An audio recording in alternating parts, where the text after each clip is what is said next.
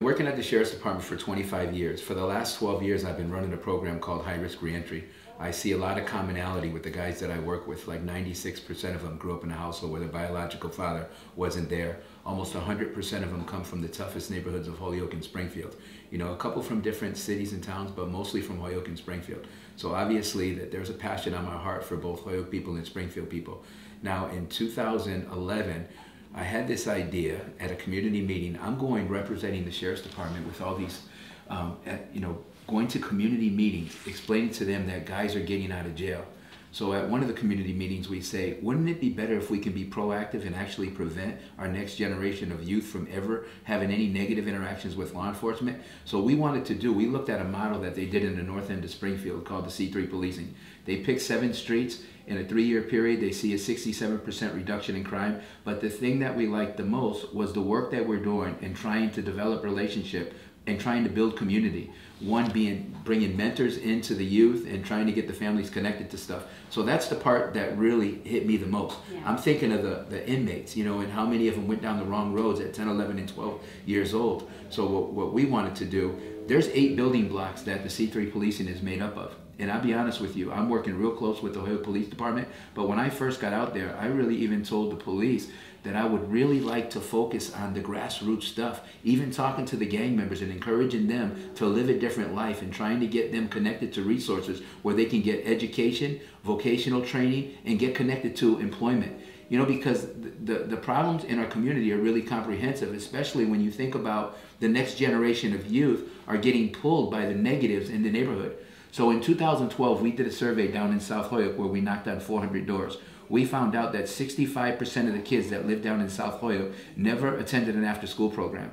So with all the different agencies, we couldn't understand so many gaps in services, but we wanted to do something about the gaps. We started table tennis clubs, boxing programs, flag football, volleyball. When we did basketball, the other programs got us 15 to 25 kids.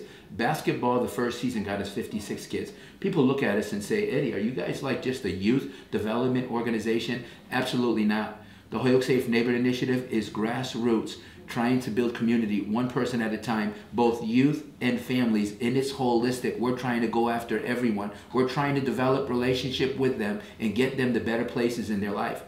But with the youth, especially with the information I have from working at the Sheriff's Department, knowing that at 10, 11, and 12 years old, they're getting pulled into negative lives.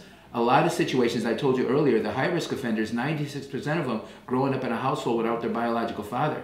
So knowing and even doing this work and seeing when you have basketball games that even many of the single moms are not even coming out to the games. So we know how important it is to try to develop relationships and try to teach even the mothers that it's important that they're there for their children. And at the same time, trying to get some positive males connected to some of these youth. That's why we do some real focused recruitment in trying to get certainly men of color that the kids can relate to. So Latinos and African Americans, I mean, in Holyoke especially, it's probably 98% of the kids that we have. Like right now in our winter league, we had 240 kids. Probably 98% of them were Latinos. So very important for me to try to identify some good positive males, you know, that can come out and be coaches in these kids' life, even though we take females as well. But what's commonality with some of these kids in the tough neighborhoods is there's no positive males connected to their lives. A lot of their fathers actually were incarcerated and stuff. So we're trying to change that. We care about the people. So one of the things we do, in addition to the sports leagues that we run, we do family fun nights once a month down in South Holyoke. I mean, we're in 5 neighborhoods in Holyoke, but my wife and I focus on Morgan School in that neighborhood. We started down there in 2011, and we're staying down there even though the sheriff allows 5 staff to hit all 5 neighborhoods. Like I have Alejandra Torres that actually works with me in South Holyoke, and we have 4 other staff that are in 4 other neighborhoods. But my wife and I have taken a passion for South Holyoke, so we're continuing. And even though a lot of times families are transient in some of these neighborhoods, there's still a lot of families that actually stay there. So we're trying to really work close to develop relationship with them, get them to better places. That's how we believe that we can build community and turn our society around. Man, you're passionate about it. That's I believe it with everything I have. I just went and spoke today. Sometimes people ask me that, how can you and your wife volunteer 20 hours a week? And I say to them, when you can tangibly see that you can change the direction of a young person's life, or you can tangibly change the direction of a mom who never really had anything, always on the system, and give her encouragement and hope and get her to a place where now she's educated. She got some vocational training. A few women got CNA certifications, and they're working a job and they're in a different place. When you can see that you can change somebody's life, how can you not volunteer 20 hours a week? So you're in a unique position, one of the rare times that they picked a non-Latino to be part of the ambassador crew, which is pretty special because that means they believe that you can identify with the people that you're working with. So tell me from your experience, especially Holyoke, because it is what, 60% Latino or 50% Latino at this point, what you learned about Puerto Ricans and Latinos and their culture and how it's impacted you in the work that you do. Yeah, so for one, my wife is Puerto Rican for one, so that makes it a little easier for me to understand the culture. But you know, there's a lot of great people. The sad thing to me is there's such a divide. You know, our nation is so divided, whether it's politics that divides it, Democrats and Republicans, whether it's race that divides it. So I feel, you know, blessed in a sense, but I'm happy that I'm a white guy that can go into a you know, 98% Latino neighborhood and be able to give my heart to them and for people to see that, because I believe, personally, this is just my belief, maybe not the, you know, the agencies I work with or whoever, but my belief is that if we can all work together, we can really make a change. And we have to cross over poverty thresholds. We have to cross over racial, you know, divides. There's things that divide our community, but I think it's great that if a white guy can go into a Latino neighborhood and really, you know, not only identify with the people who live there, but for them to be able to see that this guy really cares about us, you know, and he's a white guy, and other white people that actually care. And I think that that's what we need to do. We all need to care for each other. White, black, green, purple, whatever the color of the skin is, we're just one community. So to get people to understand that we can be one. So that's challenging, but we're not going to throw in the towel. So how long have you been with the Sheriff's Department? So I've been with the Sheriff's Department for 25 years. Okay, and what's your actual position? What's your title? title? So I'm a unit director. So I run a high-risk reentry program.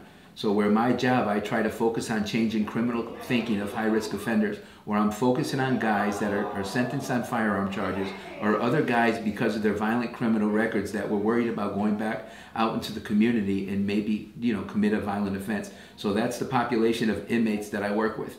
But to me, they go hand in hand in terms of how much I learned from these guys in terms of, and a lot of these kids, you know how many inmates that I have met with that I said, this kid never had a shot.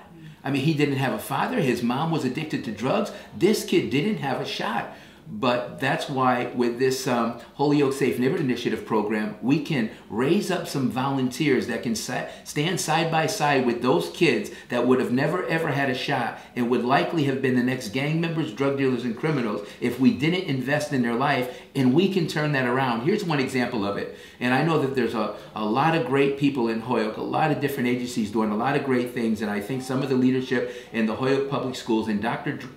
Reich in particular, have done a lot of great things. But when we started this work in 2011, the graduation rate was 48%, and it's now 70%. I'm not taking credit for the Holyoke Safe Neighborhood Initiative, but I believe that it was been everybody in Holyoke doing something that have made changes in people's lives. I know that a lot of the coaches that are working side by side with us from so many different agencies, men and women that really care about the youth and the families, have really changed the direction of a lot of kids, that many of the kids that we have worked with over the last 6.5 years would have absolutely been those kids that would have dropped out. And now some of those kids have already graduated, and many of them are on the path to graduate. So I'm believing that the graduation rate in Holyoke is going to continue to go up. It's not going to go down. I believe it with everything I have, because we're going to continue to look at some of the things that we need to do, and we're going to get it done.